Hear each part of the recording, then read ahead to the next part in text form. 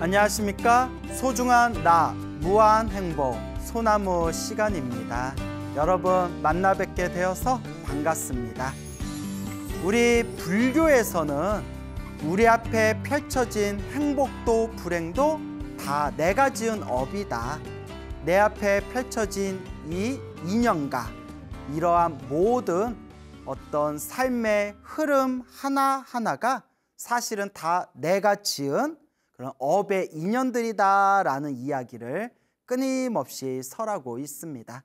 그래서 불교에서는 항상 좋은 인연을 심어야 된다. 항상 복과 선업과 공덕을 닦아야 된다라고 끊임없이 이야기하고 있습니다.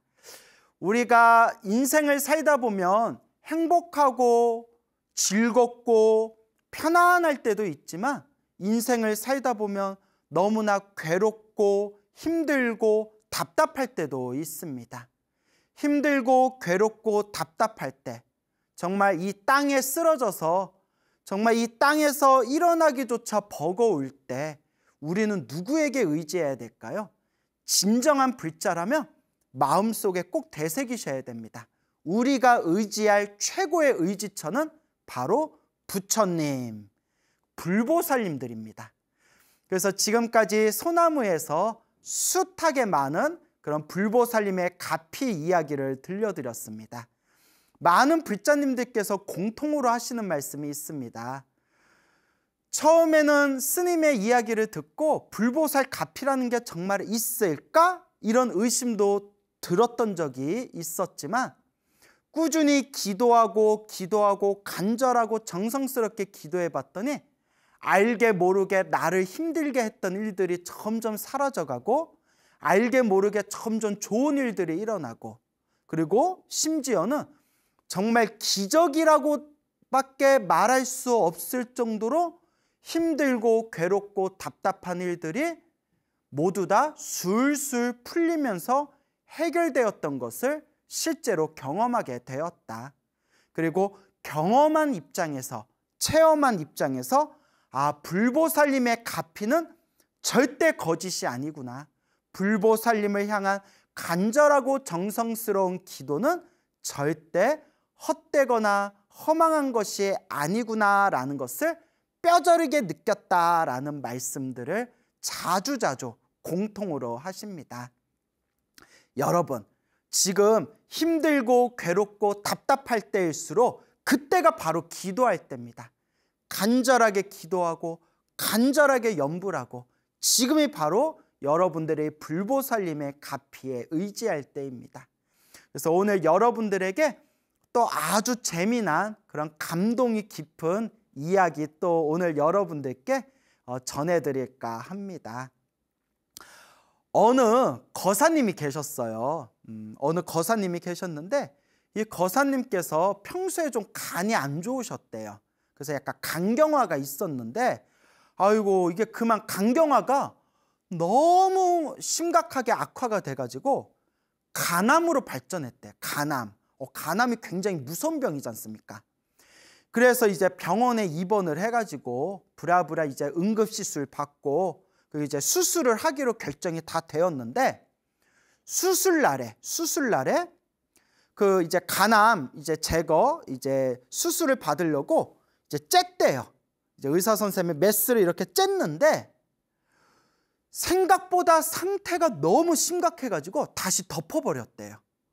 글쎄 뭐 저는 잘 모르겠어요. 얼마나 상태가 심각했길래 칼로 한번 수술하려고 칼로 쬐는데 야 이거 너무 심각해서 지금 손을 못 대겠다 해가지고 일단 덮어서 수술을 좀 유보했대요. 뭐 함부로 건들 수 없는 상황이었나 봐요. 그래가지고 그렇게 이제 수술실에서 제대로 수술도 받지 못하고 거사님이 이제 응급실로 다시 옮겨졌는데 그렇게 이제 혼수 상태에 빠져버리셨대요. 그래서 혼수 상태에 빠진 상태에서 의사가 이제 가족들한테 하는 얘기가 솔직히 장담할 수가 없다. 너무 상태가 안 좋다. 앞으로 3, 4일이 고비다라고 이야기하더래요. 3, 4일이 고비다. 이 3, 4일 동안 경과를 지켜보되 솔직히 장담할 수 없다. 마음의 준비를 하고 있어라. 물론 병원에서 최대한 최선을 다하겠지만 너무 상태가 안 좋으니까 마음의 준비를 좀 하고 계십시오. 앞으로 3, 4일이 고비입니다. 이렇게 이제 의사가 말을 하더랍니다. 그러니까 요 가족들이 얼마나 마음이 조마조마하고 걱정이 되겠어요. 그래서 그때 그 보살님 중에 완전 소나무 광팬이신 보살님이 계세요. 소나무의 엄청난 애청자이신 이 보살님이 계시는데, 이 보살님이 이제 그 간암에 걸리신 거사님의 고모뻘대예요. 고모가 되는데, 이 보살님이 이제 부처님께 기도해보자. 이제 3, 4일이 고비라니까 3일 동안 부처님께 간절하게 기도해보자 라고 이제 그렇게 마음에 뜻을 일으키고, 그 고모 되시는 분이 그 거사님 누나 되는, 그러니까 고모이신 보살님의 조카들이겠죠. 그 누나 2명하고 같이, 누나 거사님, 쓰러져 있는 거사님의 누나 되시는 분 2명하고 같이 이제 기도를 3일 동안 집중 기도를 시작하기로 했대요. 그래서 거사님의 고모, 소나무의 아주 애청자이신 거사님의 고모와 그 거사님의 누나 2명, 그래서 총 3명이에요. 총 3명의 보살님들이 이 쓰러진 거사님을 위해서 3일 동안 간절하게 기도 좀 해보자. 그렇게 이제 서로 뜻을 모읍니다. 그래서 어디서 기도할까? 사실 뭐 어디서 기도하든 마음이 중요한 건데, 근데 그 보살님이 워낙 소나무 광팬이시다 보니까 머리에 딱 스치고 간 곳이 제가 지금 지내고 있는 삼각산 화계사 명부전, 지장보살 모시고 있는 명부전이 딱 생각나더래요. 왜냐하면 우리 소나무 꾸준히 보신 분들은 기억나시려는지 모르겠어요. 그 오래전에 그런 소나무 특집 방송 때 화계사 명부점 영엄설화에 대해서 제가 설한 적이 있었거든요. 혹시 기억나십니까? 화계사 명부전, 지장보살 모셔놓고 있는 명부전, 그런 가피 이야기, 영엄설화를 이제 설한 적이 있었는데, 그때 그 영엄설화에서 제가 뭐라고 했냐면, 이제 고종의 아버지가 흥성대원군이잖아요. 조선 말기. 흥성대원군이 조선 팔도에서 가장 영험 있는 지장보살상을 찾아라 해가지고 저쪽 이제 함경도였나요? 황해도인가 함경도인가 북쪽에 있는 거기에 이제 사찰에 있는 지장보살, 가장 영험 있는 지장보살상을 모셔가지고 삼각산 화계사의 명부전을 짓고 그곳에다 이제 지장보살을 모셔놓았다. 그래서 삼각산 화계사 명부전 가피 이야기 해서 제가 예전에 소나무 특집으로 설법했던 적이 있었습니다. 그래서 그 고모되는 보살님이 야 그러면 그 화계사 명부전에 가서 좀 기도를 해보자. 그래서 이제 조카 2명이랑 이제 뜻을 모아가지고 보살님 3분이서 이제 화계사 명부전에 왔었어요. 이제 와서 이제 사찰의 종무소에 이제 허락을 받고 이제 3일 동안 이제 집중 기도에 들어가는데, 근데 낮에는 명부전에 제가 많아요. 막 천도제도 있고 49제도 있고 기제도 있고 제가 많기 때문에 낮에는 그 조그만 법당에서 명부전에서 기도에 집중하기가 힘들거든요. 그래서 이 고모되는 보살님과 거사님의 누나 되는 이 보살님 2분, 총 3명 이 보살님들께서 이 화계사 명부전에 오셔가지고 새벽하고 저녁에 집중 기도를 했대요. 새벽 시간이랑 저녁 시간에 아주 집중으로 기도를 했답니다. 왜냐하면 낮에는 너무 재가 많아가지고 막 들쑥날쑥하니까. 그래서 정말 간절하게 기도를 했대요. 그래서 지장보살님 정말 간절하게 이 3분의 보살님들이 제발 살려주십시오. 우리의 조카 살려주십시오. 우리의 동생 살려주십시오. 이렇게 고모 되시는 보살님과 누나 되시는 보살님 2분, 그래서 이 3분의 보살님이 그 명부전에서 지장보살님을 하염없이 바라보고 지장보살님을 하염없이 부르면서 그렇게 지장보살 살려주십시오 간절하고 정성스럽게 기도를 하셨답니다. 그런데 첫째 날이었대요. 이제 3일 기도에 들어갔는데 첫째 날 이제 늦은 저녁에 이제 화계사는 저녁이 되면 사람들이 이제 텅 비고 정말 이제 조용해지거든요.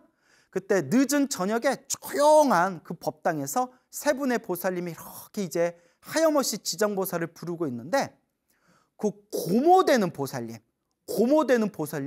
첫째 날에 늦은 저녁에 마스크를 쓰고 있었는데, 마스크 안으로 엄청난 향냄새가 쭉 하고 향냄새가 확 뿜어져 나오더래요. 누가 향을 피웠나? 근데 이렇게 봐도 향을 안 피웠대요. 원래 또 저희는 그 명부전이 문화재이기 때문에 향을 자꾸 피우면 색깔 같은 게 변색될까봐 이제 법당 안에서는 향을 안 피우거든요. 초만 키우고 향을 안 피우는데, 향을 꽂아놓지도 않았는데 마스크 안으로 이제 이제 두꺼운 걸 이렇게 쓰고 있었는데, 마스크 안으로 엄청난 향냄새가 확 뿜어져 들어오더랍니다. 그때 또 옆에 있는 보살님 한 분이, 그 누나 되는 보살님이 그때 또 기도하고 있는데, 그 같은 시간대 늦은 저녁에 딸랑딸랑 방울소리가 들리더래요. 딸랑딸랑 딸랑딸랑 하는 방울소리가 귀에서 은은하게 들리더래요. 그래서 이렇게 뒤에 딱 쳐다봤대요. 누가 왔나? 방울소리가 딸랑딸랑 방울소리가 들려가지고 누가 왔나? 그 절밖에 우리 법당 위에 풍경소리 있잖아요. 바람 불면 딸랑딸랑 흔들리는 거. 풍경소리는 아니었대요. 풍경소리는 아니었고 딸랑딸랑 이렇게 정확하게 방울소리가 들렸대요. 누가 왔나? 근데 방울소리가 계속 들렸는데, 옆에서 같이 기도하고 있는 나머지 두 보살님은 듣지 못하고 자기 혼자서만 들었대요. 너무 이상해서 뒤를 쳐다봤대요. 누가 방울 흔들면서 누가 또 왔나? 그래서 고모되는 보살님은 첫째 날에 엄청난 향냄새가 마스크를 뚫고 엄청난 향냄새가 어마어마하게 향냄새가 확 밀려 들어오고, 또 옆에서 기도하던 또 다른 보살님은 아무도 듣지 못했는데 자기 귀에 선명하게 한동안 딸랑딸랑 이렇게 이제 그 방울소리가 계속 들리더랍니다. 근데 뭐 어쨌거나 그러거나 말거나 3일 기도는 채워야 되니까 계속 기도했대요.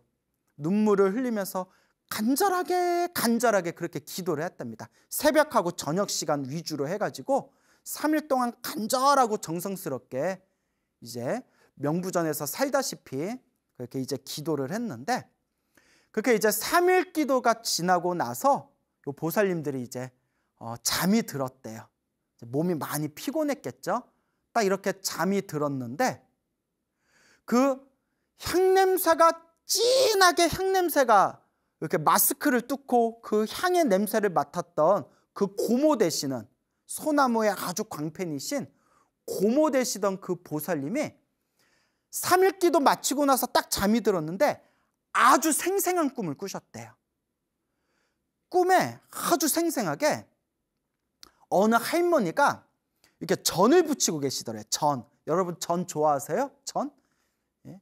그래서 이제 전을 붙이고 있었는데, 그 할머니가 이렇게 머리에 한복을 입고 머리에 이렇게 쪽을 짚고 있더래요. 한복을 입고 머리에 쪽을 짚고 있던 할머니가 앉아서 전을 붙이다가 자기를 딱 쳐다보더래요. 자기를 딱 쳐다보는데 얼굴에 보름달처럼 환하게 생기셨대요. 할머니가. 보름달처럼 환하게 생기신 할머니가 자기를 딱 쳐다보면서, 전 붙이다가 당신을 딱 쳐다보면서, 얘야 괜찮다, 다 잘 될 거다 라고 한마디 딱 해주시더래요. 보름달처럼 환하게 생긴 그 할머니가 전을 붙이시다가 자기를 쳐다보면서 얘야 괜찮다, 다 잘 될 거다 하면서 확 이렇게 미소를 지으시는데, 그때 잠에서 딱 깼대요. 희한하다. 근데 뭔가 느낌이 좋잖아요. 희한하다. 뭐 느낌이 좋은데 아니나 다를까, 그때 이제 병원에서 대기하고 있는 가족들하고 통화가 되었는데, 가족들이 하는 얘기가 지금 너무 3일이 지나고 나서 의사가 깜짝 놀랄 정도로 상태가 너무 좋아져가지고 지금 이제 또 수술 들어가게 됐다고, 너무 지금 상태가 좋아졌더래요. 그 꿈을 딱 꾸고 나서 딱 전화 통화를 해봤더니, 그래서 이제 결과적으로 그 거사님이 우리 보살님 세 분이서 기도를 열심히 해줘서인지는 몰라도 그 거사님이 이제 한 수술을 4-5번 했대요. 아유, 엄청 많이 하셨네요. 4-5번 수술을 받으시고 아주 수술 경과가 좋아서 지금 재활치료를 잘 받고 계신답니다. 그래서 보살님이 그때 명부전에서 지장보살을 향해서 간절하게 기도한 가피 덕분에 그때 위급한 상황이었는데 다행히 치료가 잘 되어가고 있는 것 같습니다 라는 말씀을 하더라고요. 그런데 제가 아까 향냄새 맡으신 보살님 옆에 다른 보살님은 딸랑딸랑 방울소리 들었다고 했잖아요. 근데 이제 기도를 끝내고 나서 그 방울소리가 뭘까? 그 방울소리가 뭘까 하다가 대화를 나누다 그 보살님이 깜짝 놀란 거예요. 왜냐? 여러분, 지장보살님은 항상 뭘 들고 다니시죠? 예, 지팡이를 짚고 다니세요. 지팡이. 근데 그 지팡이의 끝을 보면 그 불상이나 탱화를 보면 뭐 그림마다 좀 다르지만 보통 지장보살님이 짚고 다니는 지팡이 위에 고리가 달려 있어요. 고리. 그 고리가 6개 달려 있거든요. 그래서 뭐 육바라밀을 상징한다라고도 보통 해석하고 고리가 6개 달린 지팡이를 짚고 다니세요. 그걸 육환장이라고 해요. 우리 PD님이 아마 이렇게 사진으로 보여줄 거예요. 이렇게 육환장, 지팡이 이렇게 고리가 6개 달린 지팡이, 이거 인터넷에서 쉽게 찾아볼 수 있거든요. 어쩌면 그때 보살님이 탁 생각드는 게 딸랑딸랑 소리가 고리가 6개 달린 육한장을 짚고 계시는 지장보살님이 우리들의 간절한 지장보살 연불소리를 듣고 혹시 우리 곁에 가까이 오신 게 아니었을까? 걸을 때마다 딸랑 딸랑 딸랑 소리 나거든요.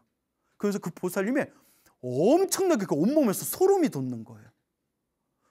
그래서 진실은 저 너머에 있죠, 여러분. 진실은 저 너머에 있지만 어쨌거나 이 세 분의 보살님들이 간절하게 지장기도를 해서 이와 같은 그런 병고에 빠져 있는 위급한 상황에 있었던 우리 거사님에게 그런 큰 힘을 보돋아 주었다.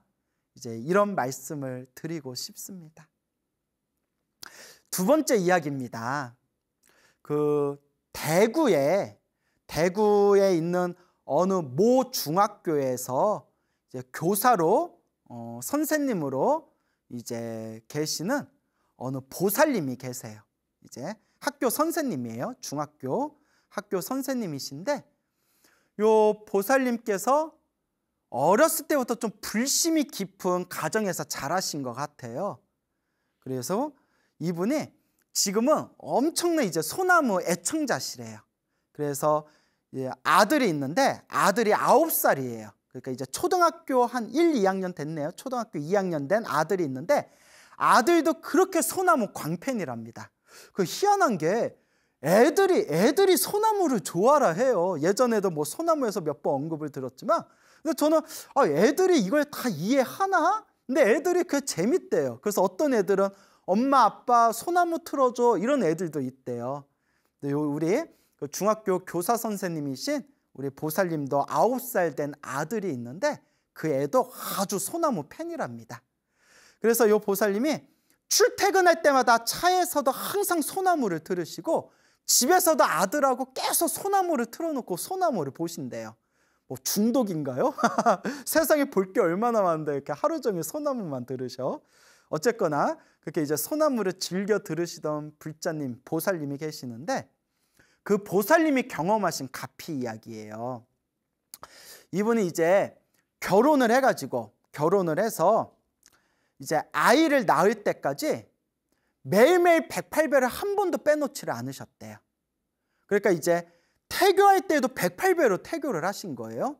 그래서 그런지는 몰라도 아들을 낳고 나서 아들이 크면서 아들도 엄마가 태교 삼아서 이제 108배를 해서 그런지는 몰라도 그 어린 아들이 절에 가는 걸 그렇게 좋아한대요.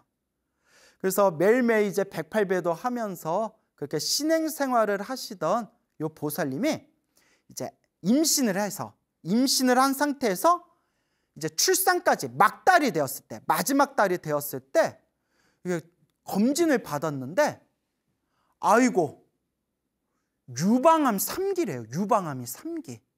여러분 그 여자가 유방암에 좀 많이 걸리잖아요. 근데 이제 3기면 그렇게 좀 좋은 상태는 아니라면서요. 굉장히 신경을 많이 써야 되는 상황이잖아요.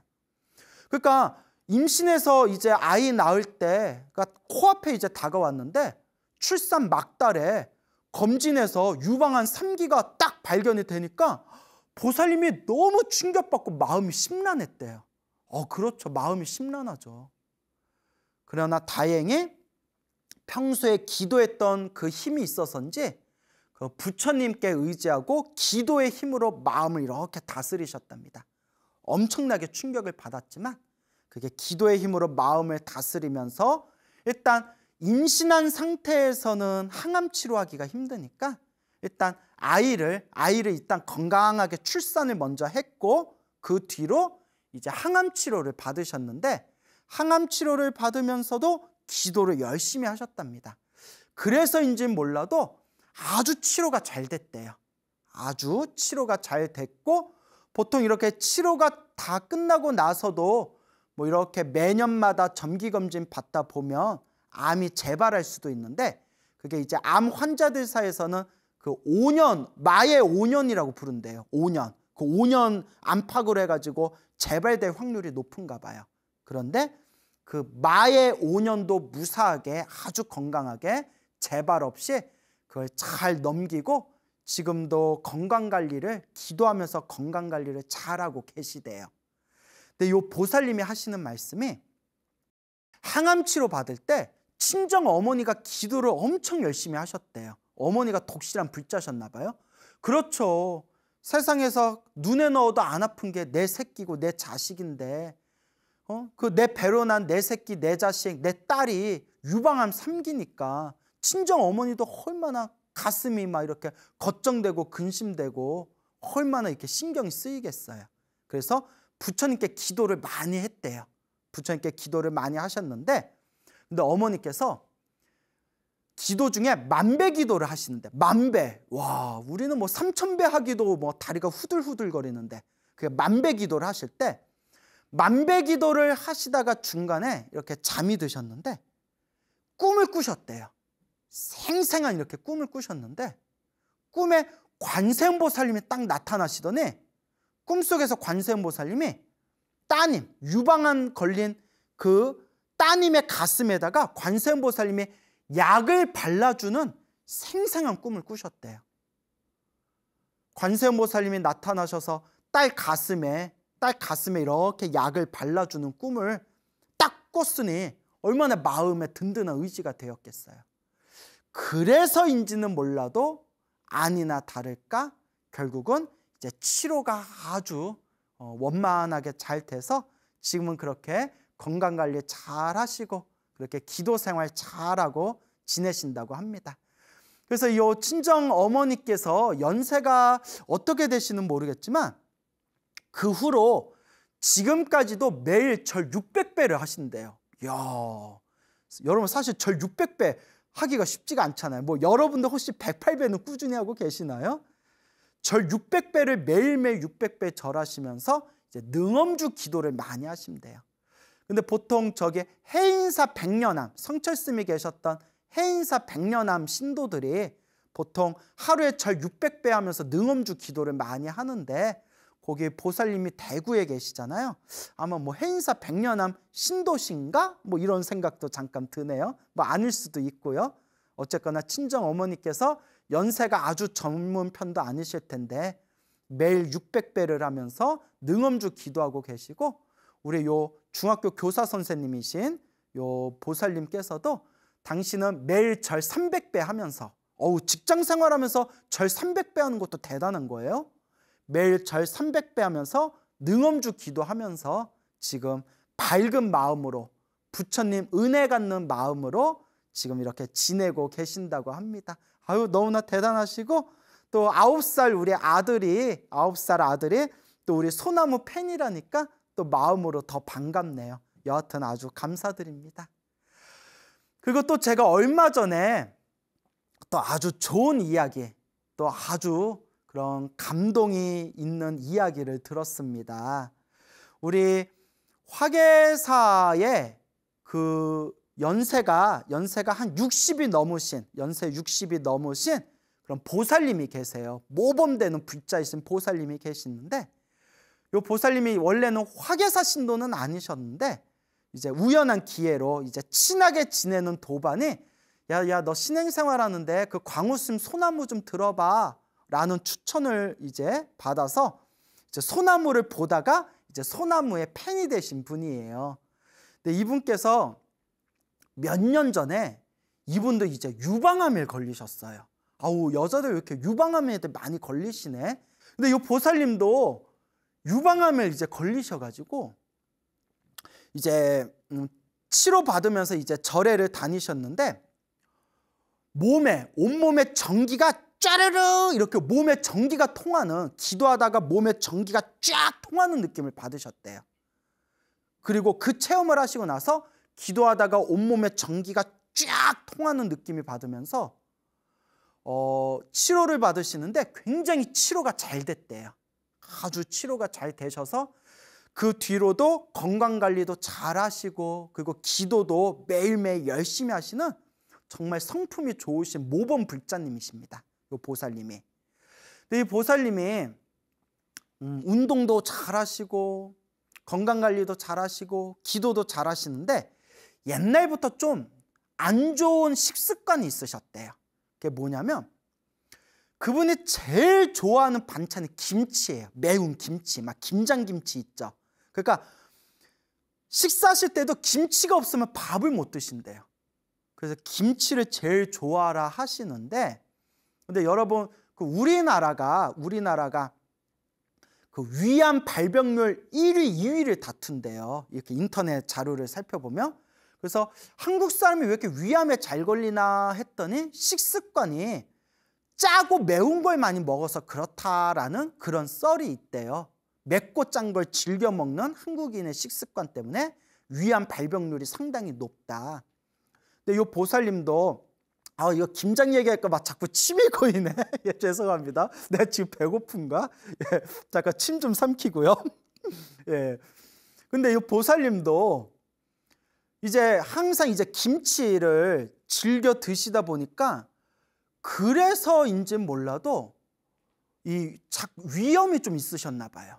위염이 좀 있으셨는데 몇 달 전에 이제 또 암도 이제 치료했던 그런 어떤 경험이 있으시다 보니까 이제 정기 검진을 꾸준히 받으셨을 거 아니에요? 속이 쓰리고 위가 안 좋은 것 같아서 그 정밀 검사를 받았는데 의사가 엄청 걱정하더래요. 의사가. 왜냐하면 위염에 걸려서 위궤양이 되고 나중에 심각해져서 위암으로 발전할 때 위암 직전 단계가 장상피화생이래요. 장상피화생. 저도 이제 처음 들어서 엄청 헷갈리는데 저도 처음 들어봤어요. 장상피화생이라는 게 있대요. 그러니까 여기서 한 단계 더 악화되면 이제 위암이 되는 거래요. 장상피화생. 뭐 맞는지 잘 모르겠는데 저도 처음 들어봐서 헷갈려요. 그래서 의사 선생님이 너무 걱정하더래요. 왜냐하면 이미 암을 이제 한번 이제 또 치료를 받았던 몸이었기 때문에 이제 암이 쉽게 전이가 될 수 있는 상태래요. 그래서 이거 고치기도 힘들고 굉장히 까다롭다. 그러니까 지금부터 관리를 잘해야 된다. 여기서 한 단계 더 넘어가면 이게 이제 위암이 되는 거다. 그 보살님의 마음이 얼마나 무겁겠어요. 얼마나 걱정되고 무겁겠습니까? 그래서 그날로 물론 식습관도 좀 조절하시고 건강관리를 더 잘하셨겠지만 더 중요한 게 절에 다니면서 기도를 더 열심히 하셨대요. 그래서 그때 한동안 또 새벽 기도를 열심히 다니셨답니다. 그래서 새벽 기도도 열심히 다니시고 또 건강관리도 잘 하셨는데 어느 날이었대요. 한창 열심히 새벽 기도를 다니실 때, 그러니까 불과 몇 개월 전이에요. 새벽 기도를 열심히 다니실 때 새벽 기도를 마치고 이제 새벽에 일어나서 절에 가서 몇 시간 동안 기도하고 집에 오면 얼마나 피곤하겠어요. 이렇게 이제 바로 잠이 들었는데 꿈에서 뱃속에 있는 엄청난 더러운 덩어리, 뱃속에 있는 더러운 덩어리가 입 밖으로 그 더러운 덩어리가 꽥 하고 덩어리가 쑥 하고 빠지는 꿈을 꿨대요. 뱃속에 이렇게 뭉쳐있던 더러운 덩어리가 꾸역꾸역 이제 입 밖으로 쑥 내뱉는 꿈을 꿨는데, 그 꿈을 꾸고 나서 깨었는데 이 새끼 속이 편안하시더래요. 이렇게 위장약 먹은 것처럼 속이 편안해서 이상하다. 그래서 얼마 후에 병원을 갔는데 의사가 깜짝 놀라면서 아니 도대체 뭘 드셨냐고, 무엇을 하셨길래 이렇게 위장 상태가 너무 좋아졌다고 의사 선생님이 깜짝 놀라더랍니다. 근데 그 의사 선생님한테 제가 기도했는데 기도해서 나은 것 같아요. 또 그런 말 할 수는 없잖아요. 또 과학을 믿는 또 의사 선생님에게 그런 얘기하는 것도 또 우습잖아요. 그래서 부처님이 갚이 주셨나 보다. 부처님 감사합니다. 부처님 감사합니다. 라는 마음이 정말 저절로 우러나오더랍니다. 그래서 지금 이제 위장이 많이 좋아지셔가지고 지금도 건강관리 잘 하시면서 지금 화계사 열심히 다니시면서 기도하시는 그런 어느 모범 불자님, 그런 보살님의 이야기가 되겠습니다. 아유, 저도 이런 이야기 들으니까 얼마나 저도 마음이 반갑던지, 정말 다행입니다. 정말 다행입니다. 이렇게 이제 그렇게 축하의 말씀을 드렸습니다. 하지만 여러분, 이 이야기만 듣고 여러분들 몸에 병이 생기고 몸이 아플 때 뭐하러 병원 가? 부처님께 기도하면 되지. 절대 그런 생각하면 된다 안 된다? 절대 안 된다. 여러분, 몸이 아프면 병원 가셔야 됩니다. 몸이 아픈데 기도로 나아야지, 기도해서 병을 고쳐야지. 아니 됩니다, 여러분. 그거는 어리석은 생각입니다. 그래서 우리 경전에 보면 부처님의 거룩한 제자분들께서도 몸이 아플 때 지바카라는 의사를 찾아가서 치료를 받는 불교설화 이야기가 나옵니다. 부처님께서는 병원에 가거나 의사를 만나서 치료받는 것을 절대 그것을 부정적으로 보지 않으셨을 뿐더러 오히려 적극적으로 몸이 아플 때에는 좋은 의사를 찾아가라라고 권유하셨던 분입니다. 그렇기 때문에 몸이 아프면 반드시 병원에 찾아가셔야 되고, 병원에 다니시면서 불자로서 내 업장을 소멸하기 위해서 꾸준히 매일매일 기도하는 것입니다. 그것을 꼭 명심하시길 바랍니다. 그래서 유명한 얘기 있지 않습니까? 아주 유명한 얘기. 자, 진료는 누가에게? 진료는 의사에게, 약은 약사에게, 법률 자문은 변호사에게, 그리고 불교 가르침은 BTN에게 라는 유명한 말이 있지 않습니까? 이거 완전 아부성 발언 같은데.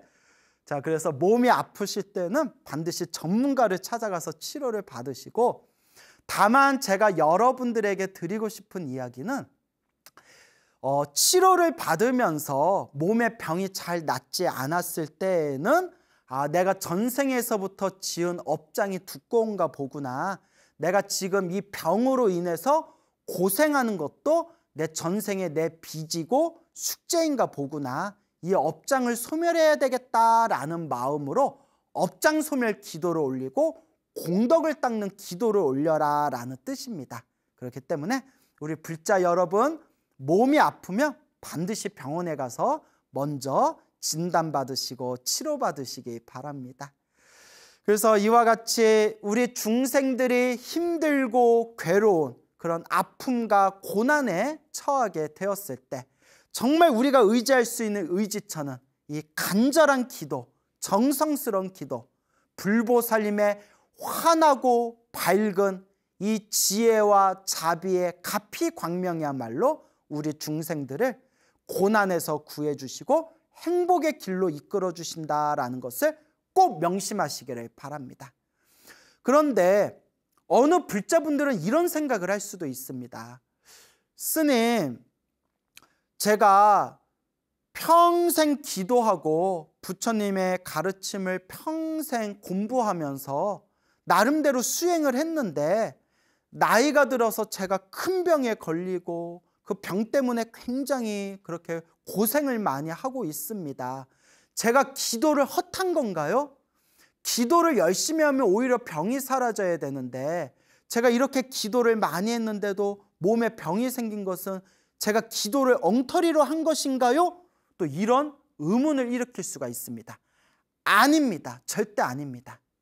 여러분, 원래 인간의 몸은 나이가 들면 병이 생기는 거예요. 그래서 인간이 겪을 수밖에 없는 그런 근원적인 고통이 바로 생로병사. 태어나고, 태어나면 늙고, 늙으면 어떻게 돼요? 병드는 거예요. 원래 사람이 나이가 들면 병이 듭니다. 그래서 부처님조차도 말년에 이르렀을 때, 나이가 아주 그런 많은 그런 말년에, 연세가 지긋하신 말년에 이르렀을 때 길을 걷다가 허리가 아프시니까 당신의 시자였던 아난 스님에게, 아난이여, 내가 허리가 너무 아파서 그런데 잠시 여기서 쉬었다 가자꾸나 해가지고 가사를 몇 겹으로 접어서 그 위에 이렇게 오른쪽 옆구리를 땅바닥에 대고 누워서 쉬시면서 당신의 허리 통증을 달래셨다라는 그런 기록이 있습니다. 이렇게 위대하신 부처님조차도 왜 육신의 고통, 그런 병의 고통이 있으셨던 걸까요? 부처님, 깨달음의 몸이신 부처님 자체는 병이 없으시지만 중생을 제도하기 위해서 인간의 몸으로 세상에 출현하셨을 때 인간의 몸으로 활동하셨기 때문에 인간의 몸이 본래 가지고 있는 생로병사, 병의 고통을 당신도 느끼셨던 겁니다. 물론 이제 대승불교에 넘어가면 이걸 다르게 해석해요. 부처님은 병이란 게 없으신데 중생들에게 이 육신의 무상함, 이 몸뚱아리의 덧없음을 보여주기 위해서 일부러 부처님께서 아픈 모습을 보여주신 것이다. 또 이제 이런 내용도 있기는 합니다. 자, 어쨌거나 부처님의 위대한 거룩한 제자인 아라한들께서도 연세가 드셔가지고 몸이 아프신 내용들이 나와요. 그러니까 내가 절에 열심히 다녔는데도 몸에 병이 생겼다, 몸이 아프다, 그거는 기도를 엉터리로 해서 불교를 잘못 믿어서 그런 게 아니라 원래 인간의 몸이 나이가 들면 병이 들기 마련입니다. 중요한 거는, 불교에서 중요한 거는 병이 들었건 안 들었건 항상 마음이 흔들리지 않고 이 마음을 고요하고 편안하게 만들 수 있는 것, 그게 바로 불교의 핵심입니다. 그렇기 때문에 만약에 스님, 제가 기도를 열심히 했는데도 병에 걸렸어요, 제가 엉터리로 기도한 겁니까? 라는 생각, 혹시 그런 의심과 의혹이 일어난다면 그런 마음을 싹 다 내려놓으시기 바랍니다. 절대 아무 문제 없습니다. 원래 우리 몸뚱아리가 나이 들면 병에 걸릴 수 있는 몸이다. 중요한 것은 병에 걸리든 안 걸리든 이것도 내 인연법이다 생각하면서 그 순간에도 염불하고 기도하고 공덕을 닦을 줄 알아야 된다. 이것을 명심하시기 바랍니다. 그래서 옛날 옛적에 어느 큰 스님이 계셨어요. 이 큰 스님께서 평생 불법을 수행하시고 부처님의 가르침을 세상에 널리 전하셨던 그 훌륭하신 큰 스님이셨는데, 그분께서 말년이 되었을 때, 나이가 아주 지긋한 말년에 이르렀을 때 몸에 이제 큰 병이 온 거예요. 몸에 큰 병이 오셔가지고 쓰러져 버리신 거예요. 그때 이 스님께서 마음으로 두려움에 떨면서 이런 의심을 일으킵니다. 그리고 우리 중생들하고 똑같은 그런 당신의 어떤 걱정과 두려움이 있었나 봐요. 그 큰 스님께서 내가 평생 불법을 수행하고 평생 부처님의 가르침을 세상에 널리 전하면서 오로지 부처님 법을 닦았는데 왜 마지막에 이렇게 내 말년에 큰 병을 닥치게 되었는가? 혹 내 수행이 부족하고 내 업보가 너무 두꺼워서 그런 게 아닌가? 이런 걱정과 근심과 두려움에 빠졌을 때 그 큰 스님께서 잠에 빠져들면서 생생한 꿈을 꿉니다. 꿈에 불보살님이 나타나셨대요. 와, 좋겠다. 불보살님이 나타나셨어요. 꿈에 불보살님이 싹 나타나시면서 그 큰 스님을 이제 위안을 하면서 위로하시고 편안하게 이제 그 큰 스님을 쓰다듬으면서 그 불보살님이 이렇게 말씀하십니다. 그대여 의심을 일으키지 말아라. 그대의 공덕은 조금 더 허물이 없다. 다만 그대가 수많은 과거 전생에 지었던 나쁜 업보, 수많은 과거 전생에 알게 모르게 지었던 무거운 업보들이 남아 있었는데 그 업보들을 지금 이번 생에 말년에 몸이 아픈 걸로 크게 받을 걸 작게 소멸하고 있는 것이다. 제가 항상 좋아하는 이야기 있죠? 크게 받을 걸 작게 받고 있는 과정이다. 그 큰 스님께서 수행에 허물이 있었기 때문에 말년에 병에 걸리신 게 아니라 머나먼 과거 전생에 당신이 알고 지었건 모르고 지었건 당신에게 남아 있었던 무거운 업보들이 있었기 때문에 그 무거운 업보들이 이번 생의 불법을 잘 닦은 힘으로 크게 받을 걸 작게 받고 있다는 거예요. 크게 받아야 할 업보를 이렇게 몸에 병이 걸린 걸로 작게 받고 있는 것이다. 그러면서 그 불보살님께서 그대는 그대가 원하던 바대로 이번 생에 목숨이 닿으면 저 도솔천 내원궁 미륵보살님이 계신 내원궁에 태어나서 미륵보살님의 제자가 될 것이다. 그러니 그대의 공덕에는 허물이 없으니 의심하지 말아라. 마음을 편안하게 가져라 라고 불보살님께서 그렇게 이제 위문을 해주십니다. 그 꿈에서 깨어나고 나서 큰 스님께서 눈물을 주르르 흘리면서 감사합니다 부처님, 감사합니다 부처님. 제가 순간 어리석은 마음이 일어나서 제가 이 두려움 때문에 마음에 자칫 큰 의혹에 빠질 뻔했습니다. 부처님 감사합니다 라고 하셨다는 이야기가 지금까지 불교설화로 전해지고 있습니다.